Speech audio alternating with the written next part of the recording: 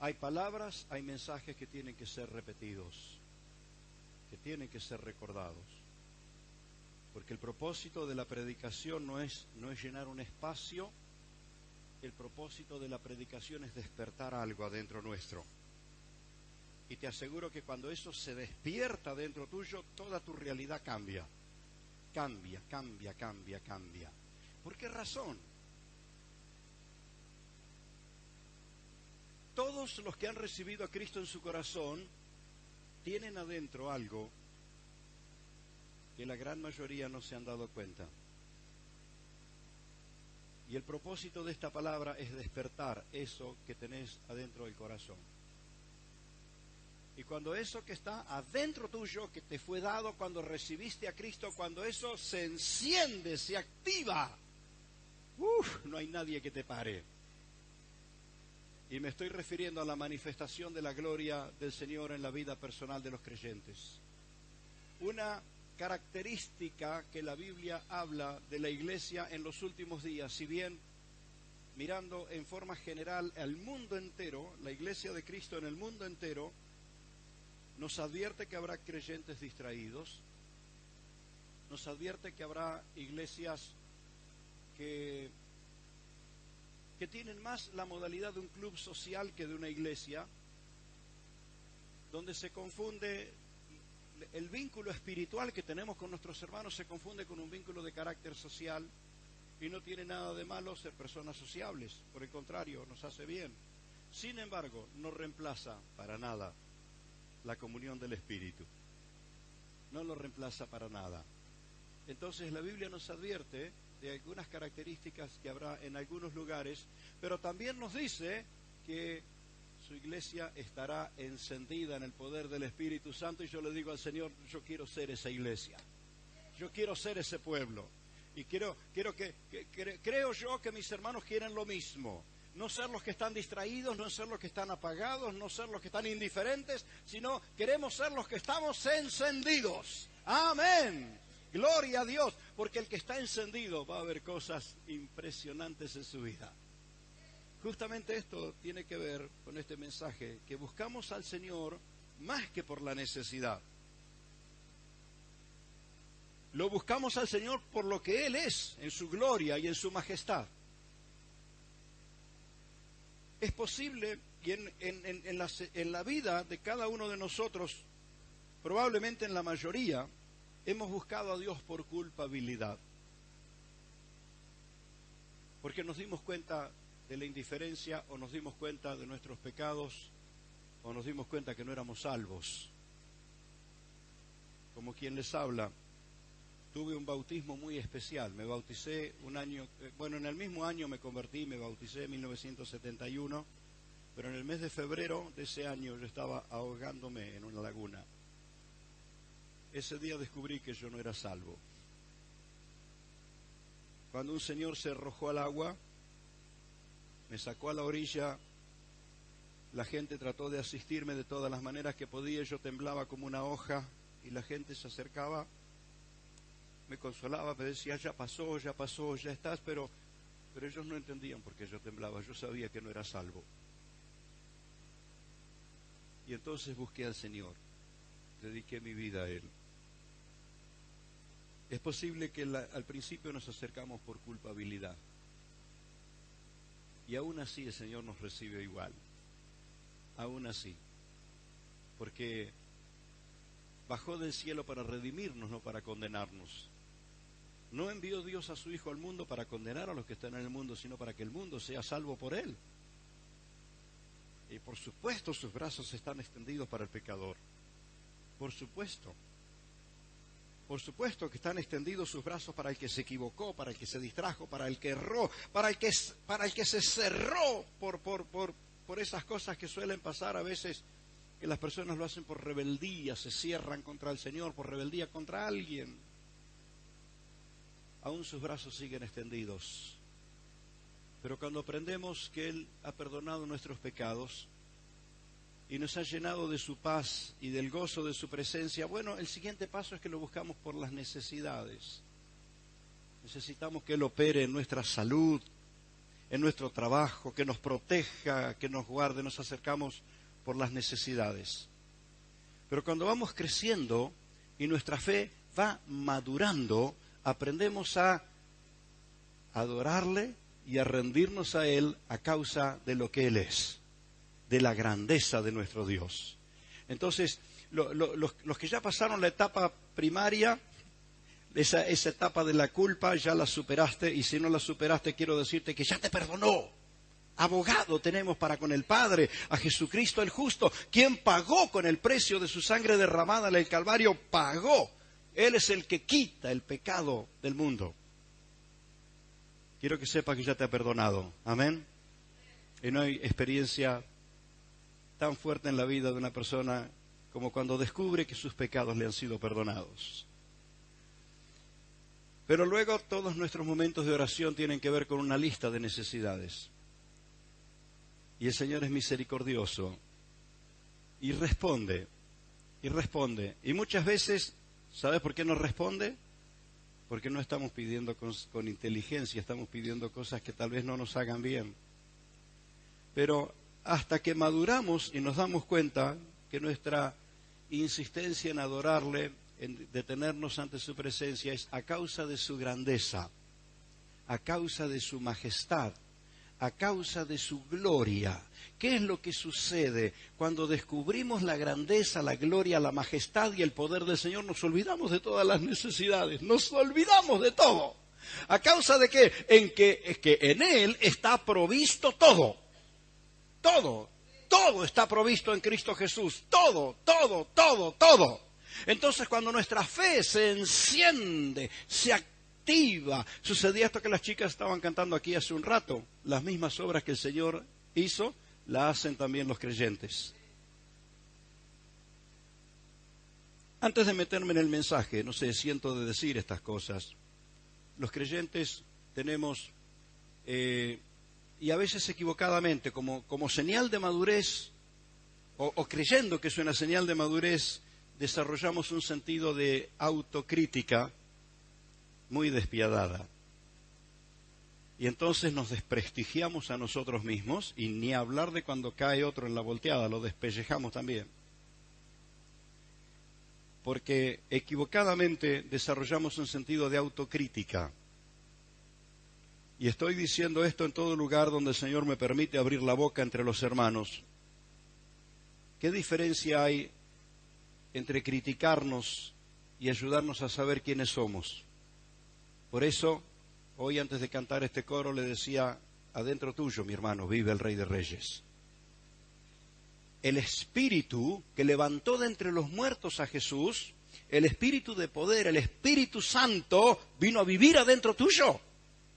Y te quiero despertar a esta realidad. Porque todas tus necesidades están cubiertas en Cristo Jesús. Entonces, cuando te detenés a mirar la gloria y el poder del Señor, esto es lo que transforma la vida de las personas. Yo te puedo asegurar que cualquier cantidad de personas que han recibido milagros, poderosos milagros en su vida, en su salud, en su economía, en su familia, muchísimos de ellos abandonaron el camino del Señor. Muchísimos. ¿Es que está mal recibir milagros? No. Pero cuando una cosa es acercarse al Señor para buscar la solución de un problema, y otra cosa es cuando nos acercamos para rendir nuestra vida.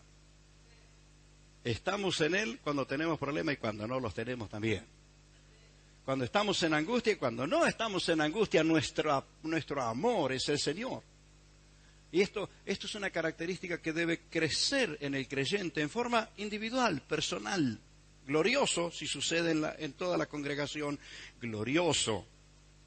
Pero si no sucede en mis amigos, si no sucede en mis hermanos, si no sucede en otros, yo quiero que suceda en mí. Quiero que mi corazón esté enamorado del Señor más y más y más y más. Amén. Entonces quiero animarte a que te enfoques en esta realidad. Si las personas con las que compartís tiempo en el día no les interesa amar al Señor, no dejes de amarlos a ellos, pero no dejes que te distraiga que tu corazón esté enamorado del Señor. ¿Es posible que te critiquen? Es posible. Es posible que no te entiendan, pero si vos seguís el modo de vida que ellos pueden tener, es posible que te hundas junto con ellos. Es mejor que estés bien parado en Cristo, que estés lleno del Espíritu, fortalecido en el Señor, porque vas a ser una luz para inspirar al que se enfrió, al que se apartó, al que se apagó, y estarás bien parado sobre la roca para socorrerlo cuando se acerque a buscar socorro.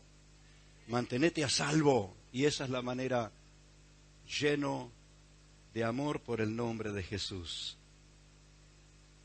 Te animo, mi hermano, a invertir tiempo, dedicación, momentos consagrados para leer su palabra, para meditar en sus obras, para abrir el corazón. Yo le digo, Señor, no quiero que haya ningún obstáculo, no quiero que haya ningún tipo de obstáculo que detenga el obrar de tu Espíritu en mi corazón. Y en esa apertura, el Señor nos ayuda por su Santo Espíritu. El domingo estábamos viendo las palabras de Pedro. Habla a los creyentes de los que han alcanzado una fe igualmente preciosa. La fe que vos tenés es preciosa. Que no te convenza el diablo que te está diciendo que no sirve para nada. Decirle, no, vos estás equivocado. Lo que pasa es que nosotros tenemos humanamente y muy cultivado en nuestra generación actual, pero muy cultivado el tema de los sentimientos. Muy cultivado el tema de lo que uno siente. Entonces, cuando uno vive conforme a las emociones que son absolutamente inestables, puede olvidarse de aquello que es lo más seguro, que es su presencia, su palabra, su verdad eterna. Dios le dé sabiduría a cada uno que me está escuchando. Quiero controlarme un poco porque no puedo predicar todo lo que tengo que decirles esta noche. Pero no esté pensando que lo voy a retar, simplemente que 5 kilos de asado no lo podés comer en la misma noche. ¿Se entiende? Tengo un plato muy fuerte y no quiero atorarte, quiero que vayas bocado a bocado. Decí esto, yo quiero enamorarme del Señor. Esa es mi oración de cada día, Señor, enséñame a amarte, enséñame a amarte. Y una de las cosas que el Señor me ha ido enseñando es que amar a mis hermanos es amar al Señor. Amar a mis hermanos. Valorarlos es amar al que Él salvó. Cuando algunas situaciones se dieron hace algún tiempo atrás, yo mandé un mensaje a mis amados colegas, ministros, siervos del Señor, les dije, no se desquiten con la iglesia por estas situaciones que se vive como nación, porque la iglesia es la amada de Jesús, es la novia de Cristo. A veces cuando uno siente como que algo fracasó, le dice a los hermanos que no están consagrados, que no están orando, y es parte de la verdad. Por el proceso de maduración en la vida de algunos está muy lejos de su realidad, eso de vivir una vida consagrada. Pero quiero decirte, la mayoría viven consagrados y aman al Señor y lo tienen reinando en su corazón. No te quedes afuera de ese grupo, no te quedes afuera, sino que puedas amar al Señor con todas tus fuerzas. La iglesia es la amada de Cristo. Yo sé, alguno estará diciendo, pastor, usted vive en una galaxia afuera, donde usted no nos conoce, somos personas con tantos defectos. Así todo es la iglesia de Cristo. Así todo. Cuando comenzamos la obra, estábamos en un templo chiquitito, unas pocas cuadras de acá, y entonces la mayoría de la congregación era toda del barrio, vivían cerquita de la iglesia, muy cerquita, y entonces un vecino cuando se enojaba venía a criticarme a todos los hermanos. Le sacaba mano a todo el mundo. Y señalaba a cada uno, y yo le decía, déjamelos ahí adentro, porque ahí tienen esperanza de ser transformados por la gloria del Señor, perdidos en los pecados en los que antes estaban, no tienen esperanza, pero déjamelos ahí, porque ahí es donde el Espíritu de Dios obra en sus vidas. Y muchos de esos hombres y mujeres que él criticaba están sirviendo al Señor en distintos lugares, honrando el nombre de Jesús, porque el Señor transforma la vida del que se entrega a Él. Y esa entrega hay que cultivarla en el modo personal, en el modo personal. Te animo, desde este día en adelante, añadirlo a tu oración. Señor, enséñame a amarte. Enséñame a amarte. En mi corazón se enamore de ti de tal manera que mi fe esté apasionada. Apasionada. En esa fe apasionada suceden cosas que no se pueden prever en muchos casos y no se pueden describir porque son milagros, son intervenciones divinas. Mire, un texto entre los tantos que comparto aquí, digo, no todos los textos, no puedo predicar todos los textos juntos, pero permítame leerlo. Pablo habla de esta verdad que le estoy comentando aquí, capítulo 3, en Primera de Timoteo.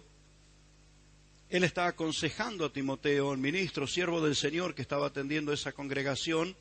Dice, esto te escribo, aunque tengo la esperanza de ir pronto a verte. Timoteo, qué bueno que nos podamos encontrar pronto. Pero, si no se da tan pronto, versículo 15 dice, para que si tardo, sepas cómo debes conducirte en la casa de Dios. Así que mire, casa de Dios ya existía desde el tiempo de Pablo.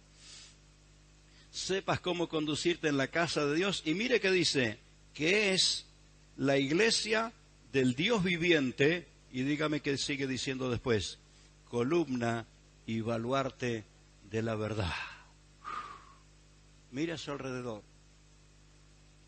la iglesia del Dios viviente. Mira a tus hermanos, la iglesia del Dios viviente, columna y baluarte de la verdad. Qué tremendo es esto, qué tremendo. Y versículo siguiente hace un resumen muy preciso del ministerio del Señor Jesucristo. Y dice, indiscutiblemente grande es el misterio de la piedad. Dios fue manifestado en carne, justificado en el Espíritu, visto de los ángeles, predicado a los gentiles, creído en el mundo, recibido arriba en gloria. Si alguna vez se preguntó dónde estaba la convicción de Pablo, dónde estaba eso que no lo podían frenar con nada, es que Pablo tenía estas convicciones. Él sabía que estaba sirviendo al que está sentado en el trono, quien tiene todo el poder. Y quiero animarte, mi hermano, centra tus ojos en Jesús, que está en el trono, reinando en gloria y majestad. Bendito sea su nombre. Les decía semanas atrás, se nota que los que siguen al diablo, los que siguen al maligno, parecen que no están enterados que su rey está vencido y condenado al infierno eterno. Parece que no se han dado cuenta que el que lo sigue va al mismo destino, al mismo lugar a donde Satanás va a recibir el juicio eterno. Allí van los que lo siguen. ¿Se ha dado cuenta de eso usted? ¿Cómo puede ser que alguien siga a un rey que está vencido con la herida de muerte y que va rumbo a la condenación eterna? Sin embargo, mucha gente lo sigue. Pero no me preocupa tanto eso, sino que me preocupa lo otro. Los que aman a Jesús, los que han creído en Cristo. ¿Te has dado cuenta que tu rey vive? ¿Que ha vencido? ¿Que se sentó en el trono de la majestad? Y quiero que escuches esto, vos vas al mismo lugar que está Él. Se nos tiene que abrir el entendimiento. El que sigue al diablo va al mismo lugar, se va al diablo. Pero el que sigue a Cristo va al mismo lugar donde nuestro Rey está sentado en el trono de gloria y majestad. Palabra del Señor. Sí, esta fue la palabra del Señor. Dijo, voy pues a preparar lugar para vosotros. Y si voy y preparo lugar para vosotros, vendré y os tomaré para que donde yo estoy, vosotros también estéis. Así de preciso lo que Jesús estaba diciendo. A donde Él está, allí vamos nosotros. Entonces, bueno, el que no se enteró que sigue un rey vencido es una lástima. Pero los que siguen a un rey vencedor tienen que estar llenos de gozo, de paz. Esto es poner los ojos en Cristo. Esto es poner los ojos en el Señor. Amén. Gloria a Dios. Esto es lo que va a despertar convicciones en ti que te va a llevar a una fe apasionada. Días atrás, cuando nos estábamos tomando examen en nuestra fe, marcamos varios aspectos de nuestra fe en el Señor que tienen que ser, como diríamos, evaluados en forma particular. Y se trata de creer en Cristo cuando está con el Padre, creando todas las cosas, y todo fue creado por Él y para Él. Y todas las cosas por Él subsisten, así lo declara la Escritura. Entonces, pusimos a prueba nuestra fe. ¿Creo yo de verdad que Jesús estuvo creando con el Padre, que creó todas las cosas y todas las cosas subsisten por la palabra de su poder? ¿Creo yo esta verdad? Tengo que tomarme examen y sintonizarme en esa verdad, que es fundamental. Él es el dueño de la creación. Amén. ¿Creo yo que descendió del cielo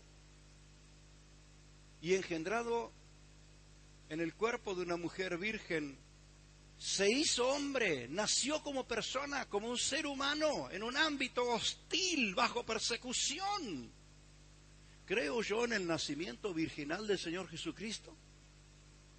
De pronto este es uno de los exámenes más fuertes para aprobar. Pero como decíamos, no podemos entender lo que primero no creemos. Cuando decidiste creerlo, el Espíritu Santo va a iluminar tu espíritu para entender esas verdades. Estas no son verdades que se pueden explicar desde la razón. Estas son verdades que el Espíritu pone convicción dentro tuyo. No hay maestro en la tierra que tenga la capacidad de ayudarte a entender estas verdades, pero sí el Espíritu Santo tiene la facultad de iluminarnos para entender estas verdades. Nos tomamos examen también respecto al ministerio terrenal del Señor Jesucristo, sus milagros, sus hechos. ¿Es leyenda que a alguien se le ocurrió escribir o sucedieron 100% de verdad?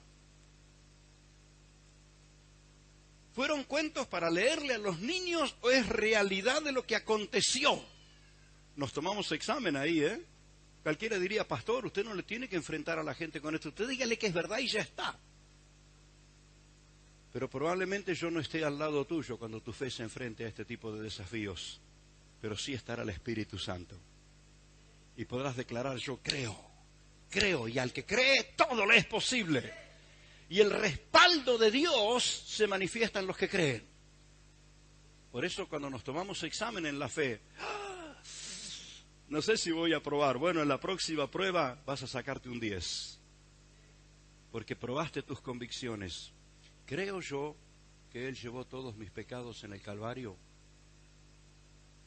Que esto no es simplemente una palabra de ánimo de mis hermanos.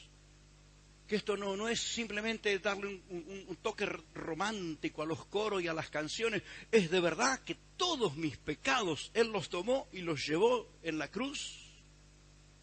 Esta es una convicción que tiene que afianzarse en nosotros.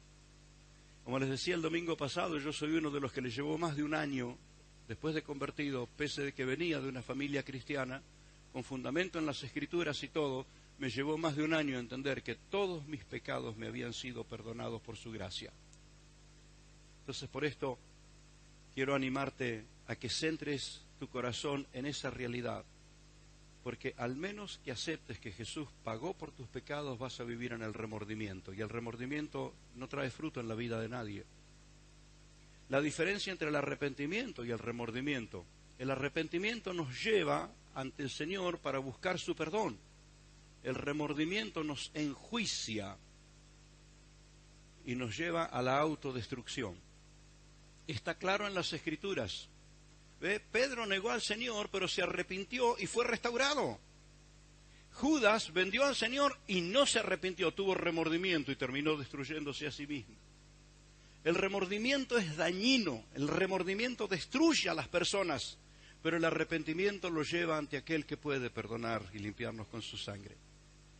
Entonces, por esto es necesario que te abras a creer esta verdad y el Espíritu te va a llenar de convicción y saltarás de alegría. ¿Cuántas canciones van a surgir desde adentro tuyo agradeciéndole al Señor porque Él te ha perdonado? Él me hizo libre de toda condenación, me llenó de esperanza y van a fluir canciones, no simplemente de letras escritas así por una cuestión teórica, sino van a fluir desde la vivencia de una fe apasionada. No importa que no seas famoso cantando en internet, pero por lo menos bajo la ducha, cantá y alabá al Señor y glorificá su nombre. Expresale esa convicción y esa adoración. Te vas a dar cuenta cómo crece adentro tuyo la convicción cuando adorás al Señor. Nos seguimos tomando examen ese día, ¿eh? Gracias a Dios están todos de vuelta. ¿Se acuerdan los que les dije yo ese día? Yo tenía miedo que a la siguiente semana me dejen solo. Les dije, los enfrento a estas convicciones y la semana que viene no me viene nadie. Pero no, estamos todos aquí y creo que nos estamos preparando para un tsunami de milagros, de transformación de vida. Que aunque estés solo, no haya ningún hermano al lado tuyo para darte una palabra de ánimo, pero el Espíritu de Dios está dentro tuyo y no te puede parar nadie. Nos estamos preparando para cosas gloriosas a causa de que una fe apasionada con Cristo. Amén. Y nuestro Señor murió en el Calvario. Entregó su vida. Las pruebas de que murió estaban claras. Se entregó, no lo mataron.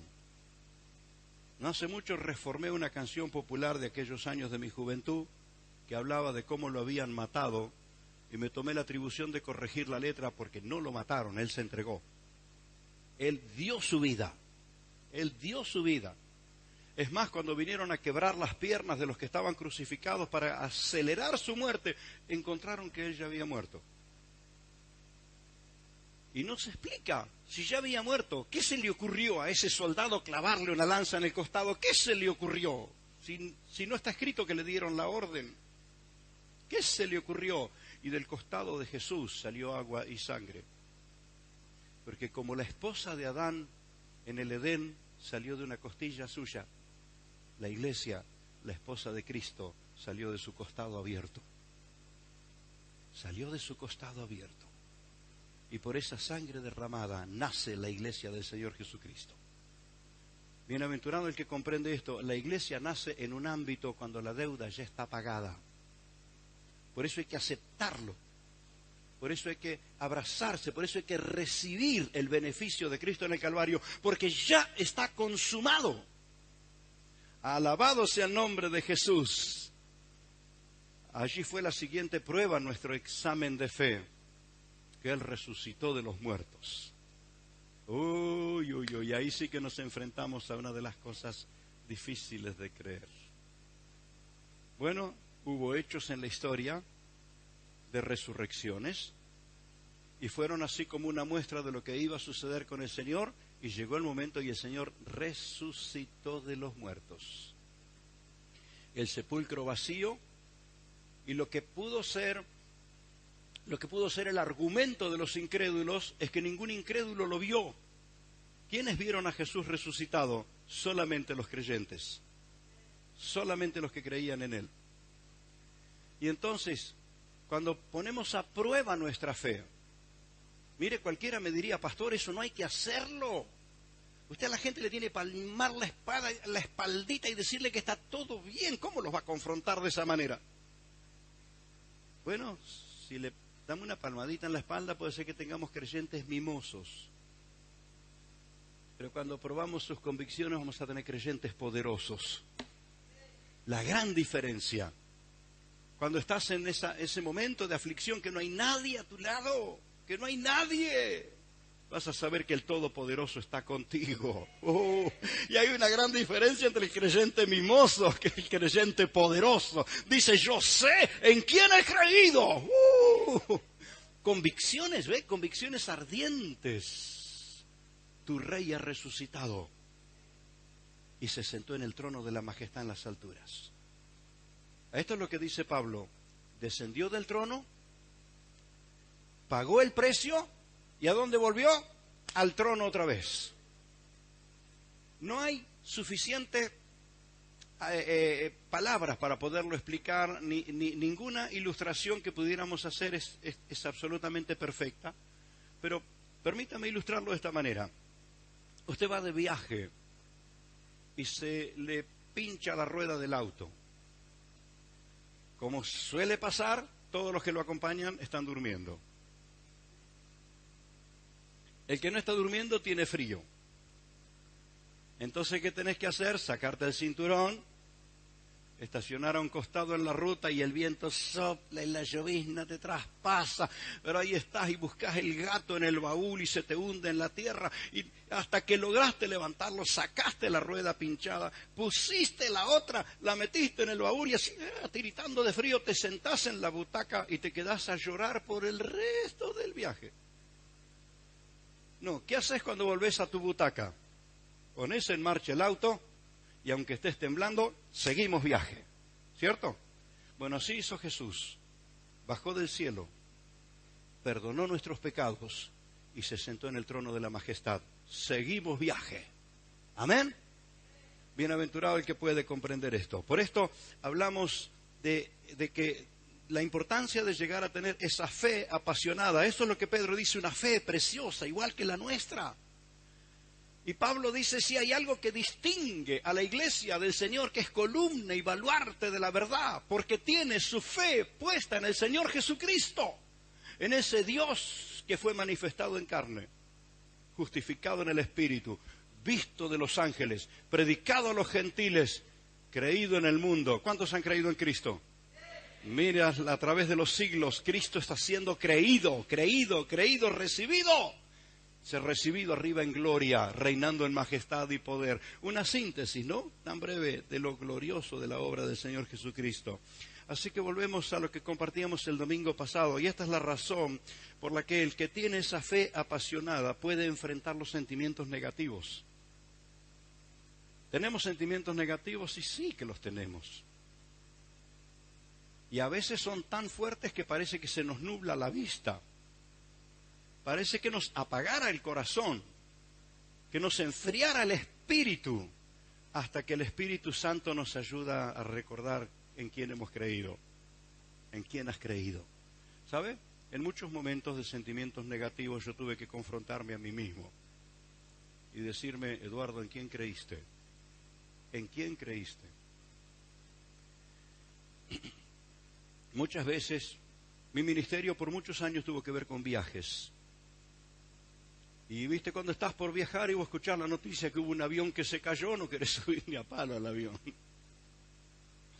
No, y fuera de todo chiste, nuestras reuniones con el Consejo Directivo Nacional eran normalmente los días jueves, pero esa semana el presidente nos llamó antes y dice, por favor, necesito que estén acá el día martes.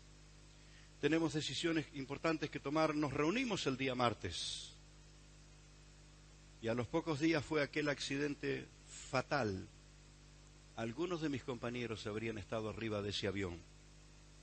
Quiere decir que pasás por el peligro, ¿cierto?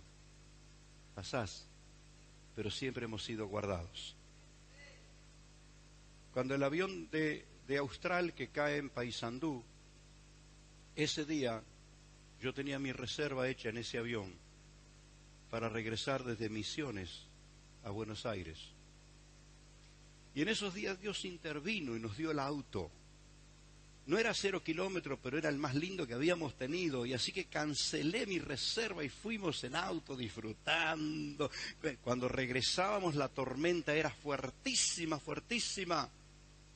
Y a la mañana siguiente escuchamos el avión donde estábamos los dos, el presidente, el hermano Enrique Stroyan y yo, teníamos reserva en ese avión. Cayó en Paysandú, es el que usted sabe, no quedó absolutamente nada, ni siquiera cómo reconocer a las personas. Entonces, cuando me asaltaban los temores, los sentimientos negativos, mirá lo que te puede pasar, mirá lo que te va a suceder, y al diablo le encanta asustarte, yo tuve que decirme a mí mismo, ¿a quién le crees? Y dije, yo le creo al Señor. Él es el que me guarda siempre. Y que estuve en momentos de riesgo de accidentes, sí estuvimos. Hubo momentos que en plena ruta hicimos trompo con el auto. Pero ahí estaba mi Rey guardándome. ¿En quién creíste? Creo en el que me guarda siempre. Creo en el que me guarda. Entonces lo que te estoy diciendo, mi hermano, no son simples palabras. Esto es lo que he vivido durante mi vida. He salido de mi casa con la sensación que salgo a la calle y te atropellan. Entonces tuve que decirme, Eduardo, ¿en quién creíste? Y decir como decía el salmista, ¿por qué te abates, alma mía? ¿Por qué te turbas dentro de mí? Confía en el Señor. Y me animaba en fe. Entonces, cuando te hablo de estas cosas, yo sé lo que te estoy diciendo, la importancia que tiene una fe apasionada. Le confía al Señor por encima de todo. Le cree al Señor por encima de todo. Que habrá situaciones donde tengas razón para tener miedo, humanamente vas a tener razón para tener miedo, pero cuando tu espíritu está encendido, tenés todas las razones para creerle al Todopoderoso. Esta es la cosa. Entonces una fe apasionada va a enfrentar los momentos de peligro, va a enfrentar los momentos de desánimo, va a enfrentar los momentos negativos. Lo va a enfrentar y va a vencer a una vida de victoria. Entonces la vida victoriosa para los hijos de Dios no es un invento, es una experiencia. Cuando pasás por el dolor, por favor, que te acuerdes de esto y digas, yo sé que mi Redentor vive. Así dijo Job en la antigüedad. Mire, pobre, que le estaba pasando mal, Job. Le estaba pasando mal. Y no tenía una congregación alrededor que cantara coros y alabanza. Tenía un par de amigos que lo vivían criticando. Pobre Job. Miramos los que lo rodeaban para destruirle la fe.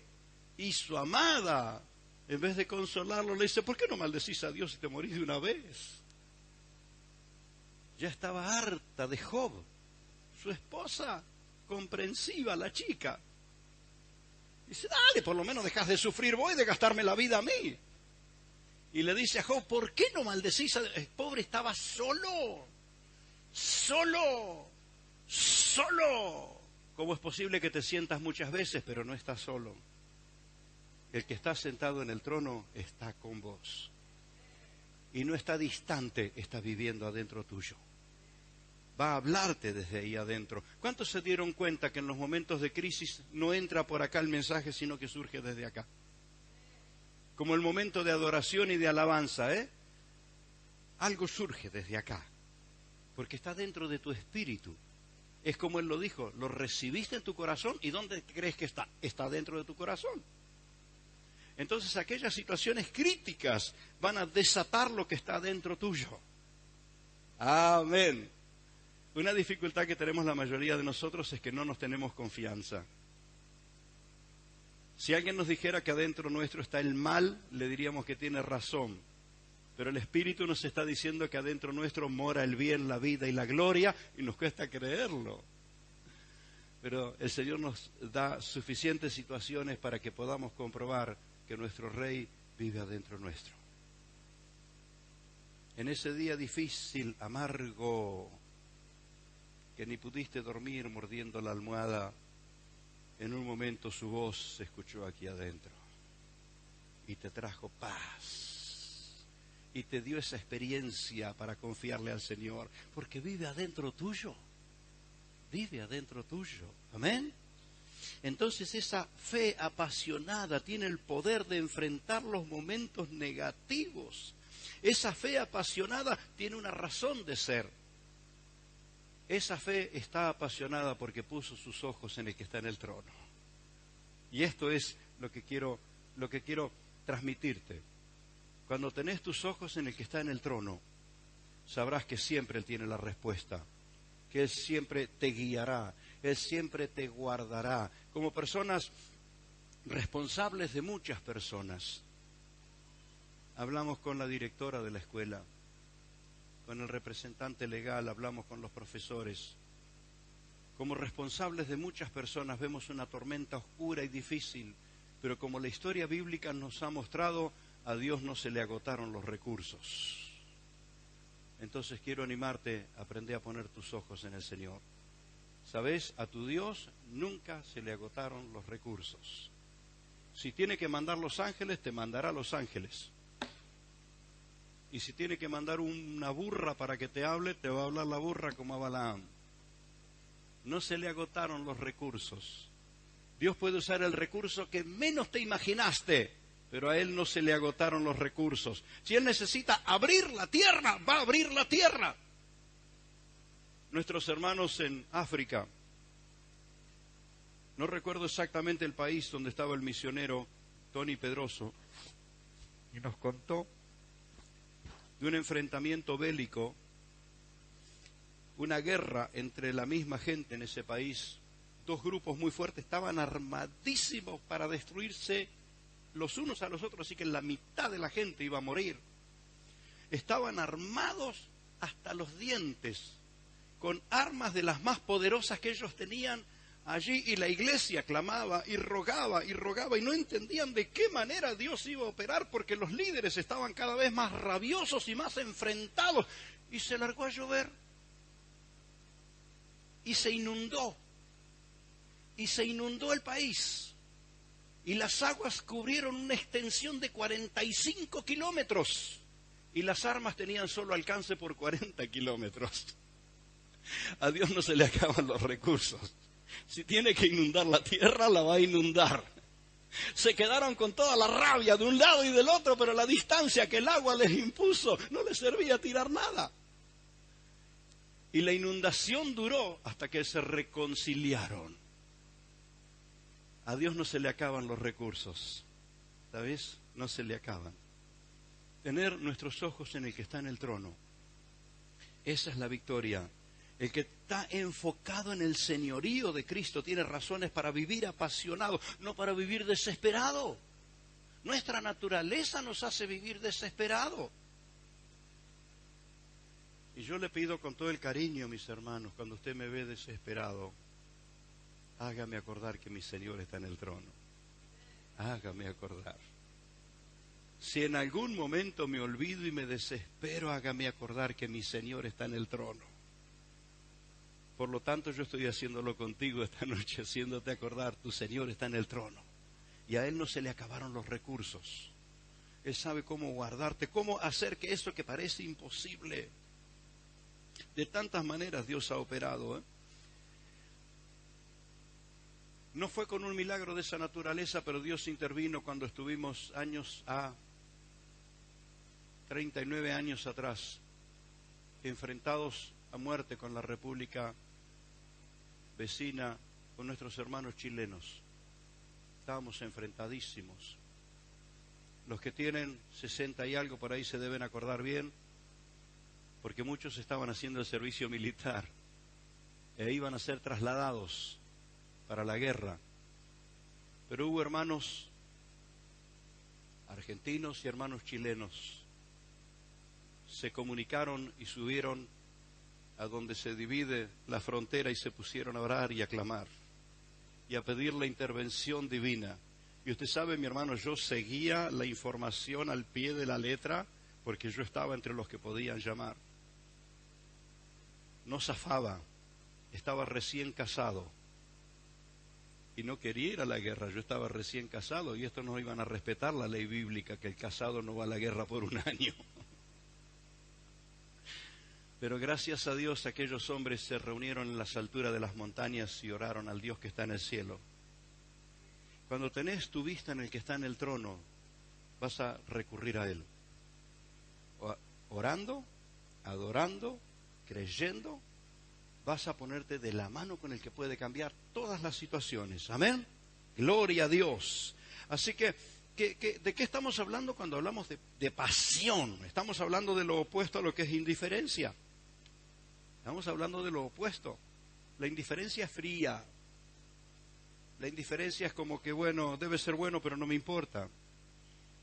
La pasión se enciende y crece, y crece, y crece. Es que es en esa pasión de la fe, en una fe encendida, el Espíritu Santo se pone de acuerdo contigo, porque vos te pusiste de acuerdo con Él. Cuando vos te pones de acuerdo con el Espíritu de Dios se pone de acuerdo con vos para arrasar sobre los problemas que se hayan planteado delante. Entonces, lo que te estoy diciendo tiene el fundamento de tantísimos testimonios y de tantísimas experiencias. En una fe encendida y apasionada, el Espíritu Santo se pone de acuerdo con vos para glorificar a Cristo, para hacer grandes obras.